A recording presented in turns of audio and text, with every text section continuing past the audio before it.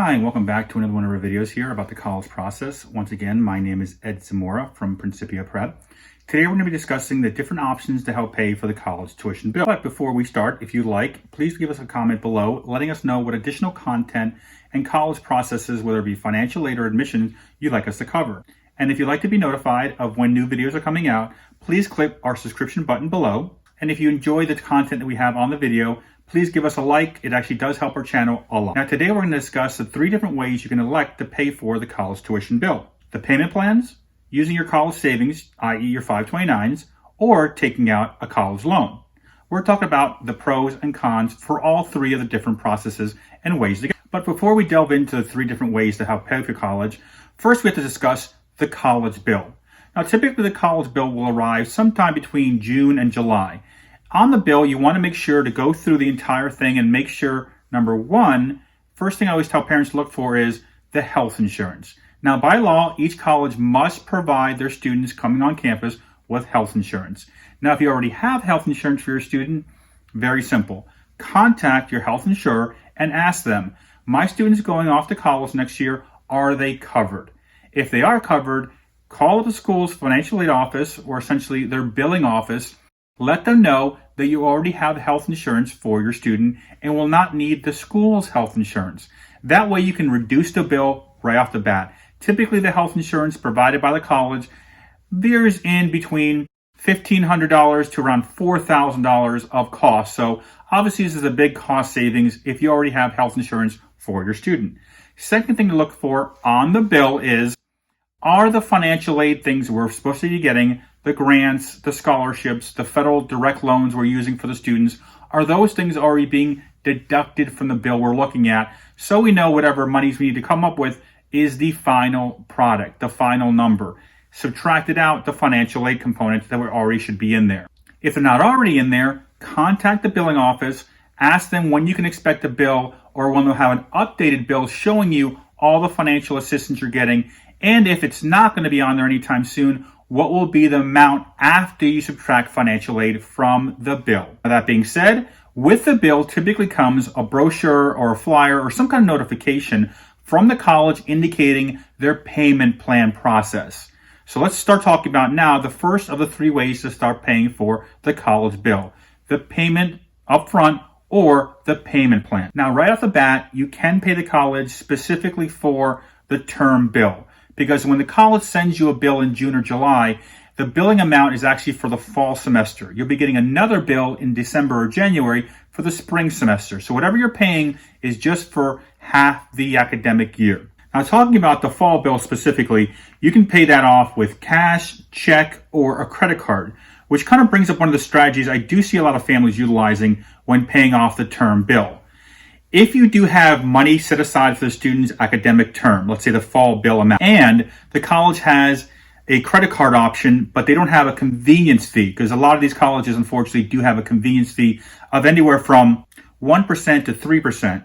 So if there's no convenience fee and you're able to pay off with the credit card, the benefit here is you get the reward points, or I guess the cash back, whatever your credit card may offer. This only makes sense, however, if the convenience fee is lower than the reward you're going to get, or there is no convenience fee, or as well as those 2 factors, the fact that you have the money ready to pay for the college. Then I think utilizing this as a strategy makes a lot of sense. I have seen parents use this as an option. That being said, let's talk about the different payment plans most colleges offer. Now, once you receive the bill in June or July, a payment plan brochure or some kind of flyer or some kind of indication of the college's payment plan offers will be in there as well. Typically, most colleges will offer an 8-month payment plan or a 10-month payment plan, so you can go in kind of any direction. This is what most colleges offer. When it comes to the 8-month payment plan, it's 4 payments in the fall and 4 payments in the spring. When it comes to the 10-month payment plan, you're essentially paying starting in the summer before the student starts college, and the payment typically ends, the last payment will be due in April, because they want you to end the payments before the academic term ends, or I guess the academic year ends, and you're paid up. Now, that being said, if you want to do the payment plan, typically it requires anywhere from a $50 to $90 fee to set up with the college, as well as you have to provide them with checking account routing information because they debit the account every month.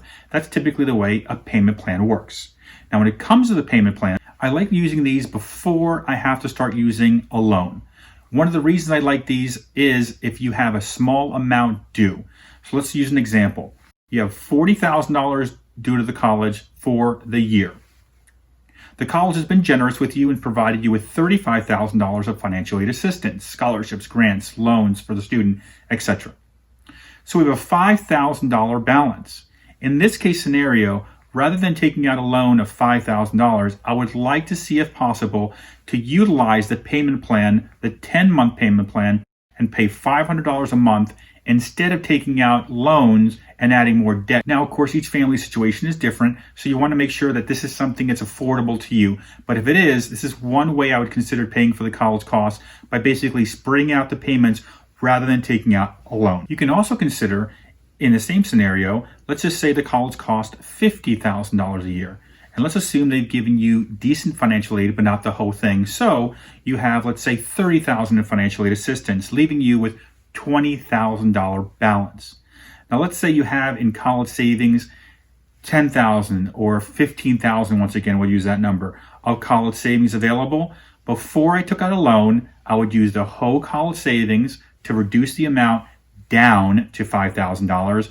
Then, once again, I would do a payment plan to set up. That way, I can make sure that hopefully, if this works for your family, to reduce the opportunities to add to the debt pile for your student. The goal is always to minimize the amount of debt your student has when they graduate college. That being said, let's start talking about the second part here, the college savings plans and how to utilize them to help pay for college. Now, if you're considering using your college savings plans, let's first discuss the type of plans we're talking about here today. There's technically two types of 529 plans that you save for college. There's the prepaid, and then there's the college savings plans. We're not talking about prepaid here. Going forward, we're only going to be talking about the college savings plans. Now, when it comes to the college savings plans, in my eyes, I like to utilize these first before we take out any additional debt. Now, when it comes to the federal direct loans that are in the student's name, I typically 9 out of 10 times, if not even more, on a percentage basis, tell students and parents, take out the federal debt because it makes the most sense in almost every case scenario families are dealing with. The loan is in the student's name. It's got a very low interest rate. In some cases, doesn't even have an interest rate if you're talking about the subsidized portion. Now, if you're unsure about the federal direct loans for your student, below we have in the description our other video about the student loans, the 3 different types. If you want to watch that video, we go very in depth about the federal loans, the state loans, and the private loans. And we have a lot of very good information in that video about the student's federal direct loans specifically. Now, when it comes to either choosing the 529 plan to pay for college or the loan, I typically usually lean towards paying with the college savings available, 529 funds or whatever else is available before I take out a loan. Now, based on the financial environment we all find ourselves in, interest rates are very, very low, which puts us at a weird situation where in some cases it makes more sense to utilize a loan over the 529. Or I guess in my case scenario, where I think it makes a lot of sense to kind of make a consideration. I call it the 4% rule. If you can get a private loan for 4% or less, in those cases, I would consider using the loan in place of the 529. So why 4%? Let me explain. When it comes to most 529 plans, most college savings plans, they're mostly age-based. So whether you're going with a conservative plan or an aggressive plan, as you can see here, what will typically happen is the closer your student gets to college or enter into the college age or are in college to begin with, what happens is the plans become very conservative, which means they go away from the equity side and go more into the conservative investments, the money markets, the T-bills, the CDs, etc. Things that have very little return but are extremely safe. But the problem is in the financial environment we find ourselves in, where the Federal Reserve has lowered rates down to 0, at this point in time, it's very difficult to get any return back from these investments. So if your idea is to fund the college plan now, as far as the bill, with a loan, and then hold off on the 529 plan, it might make sense. But let's make sure that we're using the right figures and numbers when dealing with this process. And what do I mean by that? Well, if you have a 529 plan, and let's say it's very conservative, and the best case scenario you're looking at is a 2% return on that investment, and you decide to go out and take out, let's say, the Parent Plus loan, which has an interest rate of 7%. What'll happen then is you're technically taking out a 7% interest rate loan when you're only returning back 2% on your college savings because it's so conservative. So essentially you're costing yourself that 5% in the middle there. This doesn't make sense. Now let's use another example. Let's say you're able to go out into the market for the student loans and get yourself a 2% rate, which is not impossible nowadays. I'm actually seeing rates as low as 1.5%, in some cases even 1.25% on some of these loans. So let's say you go out and get a 2% interest rate loan on the private side, and your fund is returning back 2%. This may be a great case scenario for a few factors. Number one, the two even out. So you can hold on to your money and lock in an extremely low rate, which might not be there a year, 2 or 3 years from now. So it's a good idea to lock in the rate now. Now, when it comes to the college savings of the 529s and the college savings specifically, let's talk about 3 different environments I see families falling into, 3 different categories.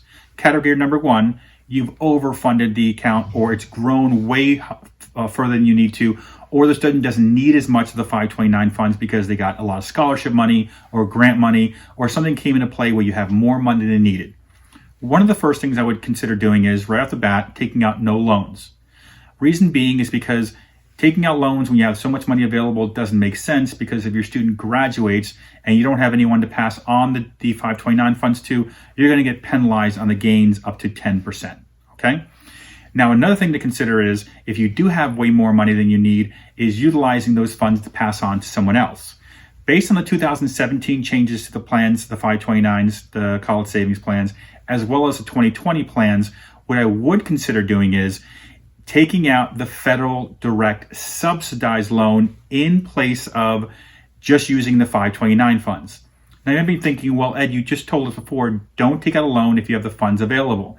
But there's a trick here. There's a strategy involved.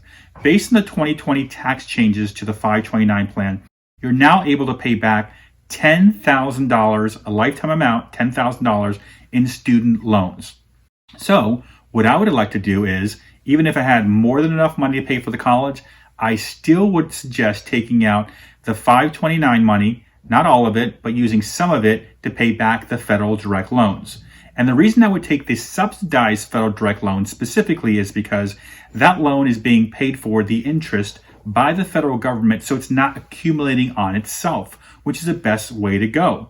So what I would do is, over the course of the 4 years, I would take out $2,500 of the federal direct subsidized loan, because you can choose the amount up to $3,500 each year.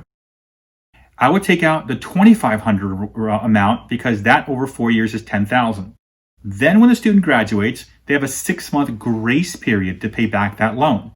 What I would do is take that excess 529 fund monies, pay off the $10,000. By doing so, you, number one, build a student's credit score, as well as establish their credit score, which is a great way to start their life with a credit score showing they've paid off loans in the past. Now, the second scenario that I see a lot of families fall into is you don't have enough 529 funds to pay for the whole 4 years, but you do have enough to cover, let's say, a year or 2. In these case scenarios, we go right back to the 4% rule again. If I'm able to lock in a rate low enough at this point in time, then I'm locking in the rate. Then I'm looking to use the 529 funds. But if I can't, I am not looking to spread out the 529 funds available at this point in time. What I'm looking to do is pay off the total first year or total first and second year if I have enough funding, then look to take out loans later on for years 3 and 4. Now, you might be wondering, well, Ed, if the environment's so low right now, even if I can get a 6 or 7%, why wouldn't I? Main reason being is that because what you're going to notice is whether you're taking out a federal loan, a state loan, or a private loan, they all grow every month on itself as far as the interest. So interest is accumulated every month. So if I can avoid a year or 2 of interest building, I would rather do that than taking out a loan early on, unless I can get a low enough rate for or below. Then I'm okay with doing that. But if the rate is higher, I'd rather get the loan in year 3 or 4 and then start paying it back, rather than taking out year 1 and 2 and having essentially 3 or 4 years of interest accumulating on that loan, because right there, you're probably missing out or eroding any possibility of having an okay interest rate in the mix. And let's talk about category number 3 I see families falling into. where you've tried to save up for the college savings to try to get as much as you can in there, but life events and things have taken hold and you haven't been able to save enough. Maybe you don't even have enough for the first year. What I would do is, in this case, is take the entire 529 fund you have and pay whatever amount you can towards the college. So let's just say the college tuition cost is $20,000, but all you have is $10,000. I would just send them the whole $10,000. Then look to see if I can do a payment plan for the remaining balance, if it makes sense for your family financially, if it's something you can afford to do. Or I would look to take out a loan at that point in time. But once again, I'm trying to minimize loans, and I'm especially trying to minimize loans in the beginning because of the amount of interest that's accruing over the term between the first year and graduation or the second year and graduation. I'm trying to eliminate the time frame of just adding more interest on top. Now, that being said, let's talk about the third criteria to paying for the college bill, taking out a loan. Right off the bat, when we're talking about loans, the goal is always to get the lowest interest rate available. That being said, in the description below, we have a list of the ranking of the top 5 loans we like at this point in time, based on terms and interest rates available. In the description, you'll see that each one of the different loans has the link to go directly to the site to make it very easy for you to essentially shop around. Now, before we begin, I often get the question of, should we take out a loan for the academic term, for the year, or for the whole 4 years? Now, when it comes to taking out a loan, you're only able to take out the loan for the academic year. So you can't take out a loan for all 4 years, which is something you wouldn't want to do anyways, because once again, if you took out a loan for the whole 4 years, you're essentially adding interest way earlier than you wanted to for the senior year or junior year, or even sophomore year. Years before that school year starts, you're adding interest, which is something you wouldn't want to do. This is why you wouldn't want to take out a loan for all 4 years from the get-go. Now, when it comes to taking out a loan, whether you should do a semester or you should do the year, I typically suggest just taking out the loan for the entire year, just to make the process easier on yourself. So when you're taking out the loan, you essentially say to the lender, I'm taking out for the whole year. So what you want to do is, whatever the fall bill amount is that you owe, or what you're taking out the loan for in the fall, assume it's going to be the same amount for the spring. So then double the loan. And then they usually tell parents, add $2,000 or $3,000 on top of that, just in case, to make sure you're covered for any incidental expenses, things that pop up out of the blue that you weren't aware of in the meantime. When it comes to loans, you have to remember that whatever you're taking out the first year, this amount will typically grow each year. Colleges increase in price anywhere from 3 to 5% on average, which means if we take out, let's say, the first year a $20,000 loan, the second year we'll have to take out a $21,000 loan. And in the third year, we'll have to take out a $22,050 loan, which means by the time we get to year 4, we'll have to take out $23,153. Which means that if you were just assuming you're taking out $20,000 each year, you thought you were taking out over the course of the 4 years $80,000, when in reality you're taking out at least $86,202. This is not factoring in, by the way, the fact that I mentioned before that loans are growing on themselves on a monthly basis. They're adding the interest in every month. So you're really looking at more along the lines of $90,000 in student loan debt. Now, I don't want to discourage families from taking out loans. Loans are a great way to bridge the gap between the funds you have available and what the school is giving you to help pay for the college costs. But you want to make sure that these factors come into play when you're thinking about paying for the college. That being said, let's talk about strategies to paying for college and the way I look at it when considering taking out student loan debt and what level of student loan debt makes sense for families. Now, when taking out debt for student loans, the first question I always ask families is, what is the major or what is the career path the student has in mind? The reason I'm doing this is because if the student indicates a career path or a major in mind that I know has a good demand or a high income level associated with it, then I'm okay with discussing or talking about student loan debt or taking on larger amounts of student loan debt. In 20 years of doing this, I've seen student loan debt increase every year to nowadays where the levels are traditionally, on average, I'm seeing students with over $100,000 in student loan debt on average across the board. And I work with and see somewhere between 2,000 to 3,000 families a year. So that's a lot of student loan debt. But if I know the major they're going into or the job opportunities are available and they pay a good salary, in a lot of cases, I'm not so deterred by the debt. But once again, it all comes down to your family and what you feel comfortable with as far as taking on debt or not taking on debt. Another question I'm asking, when we're looking to take on student loan debt, specifically if I'm considering a private loan versus a plus loan, a parent plus loan, the federal loan, is the age of the parent. Now, if you're talking about a parent who is at the age of 65 or older, I typically like to lean towards taking out a parent plus loan over the private loan, unless the private loan rate is very good, the 4% rate once again, or below. The reason I'm considering taking out the parent loan in the plus loan rather than taking out the private loan scenario is because in the parent loan for the federal loan option, if something happens to the parent and they, God forbid, pass away, or if other factors involved are they're unable to work based on disability or other considerations, that we have a link below, by the way, for when you can discharge a federal plus loan. So if you want more information, below in the description, we have a link for that. What happens is, if this happens, the federal loan, the parent plus loan, is then basically eliminated. There is no longer a loan in place. This is one of the reasons I'm considering parents' age when I'm looking at taking out a parent loan through the federal government, a state loan, or a private loan. The third thing I think about when I'm taking out a loan, and this is more of a discussion really with the student, either myself with the student or you as families can talk about this with your student, is what makes sense to you? And what I mean by that is this. Every student loan that you're taking out at the end of the student loan or within the framework of you working on the student loan, it's going to indicate how much this loan will be, what the terms are, how long the student is paying back the loan, and how much the debt will be that they have to pay back each and every single month.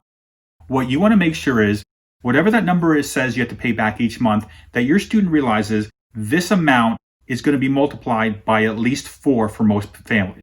Which means if the student loan is saying you're paying back $250 for the first year of loans you're taking out, then you factor that over 4 years. So let's just say $1,000.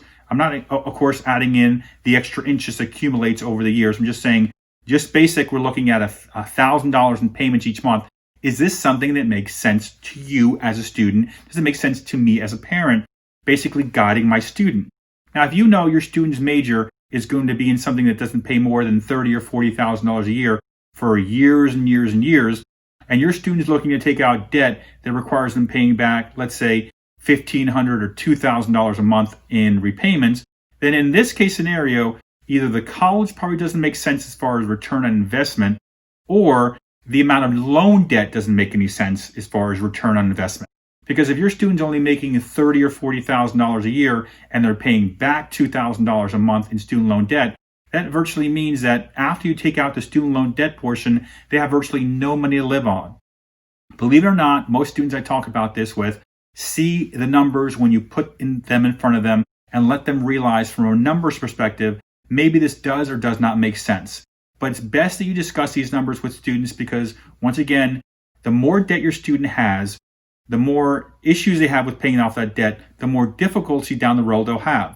I have seen some students, good, bad, or indifferent, essentially mortgage their 20s and 30s to go to a college because it was either way too expensive or out of the price tag, or loans were available, so parents and families just jumped on the loan bandwagon, good, bad, or indifferent, and took out the loans for the student.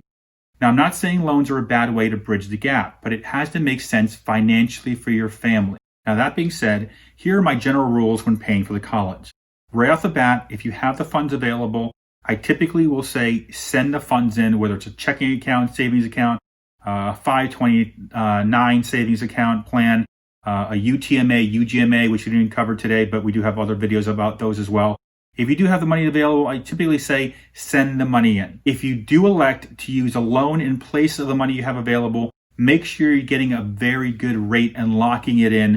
4% or below is typically the number I like to see. And the third thing, and probably the last thing I'll tell you about here today, as far as paying for the college, is if the money seems to be too much that you're shelling out, or if the loan amounts seem to be too much, you have to do one of two things.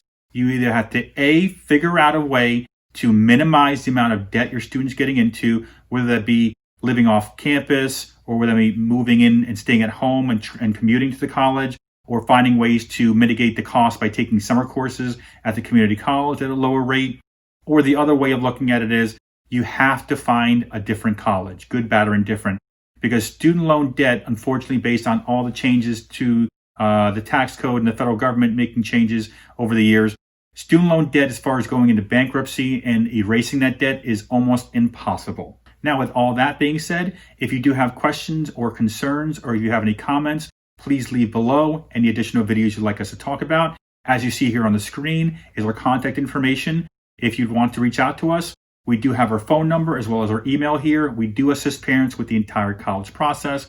We also have a newsletter that goes out monthly for students in high school, letting them know what they need to be doing every single month. If you want the newsletter, just shoot us an email, letting us know what high school you're from, as well as the year your student is in. And once again, if you wouldn't mind leaving a comment and a like, and if you want to be notified of our upcoming videos, please click the subscription button. Once again, my name is Ed Zamora from Principia Prep. Thank you very much.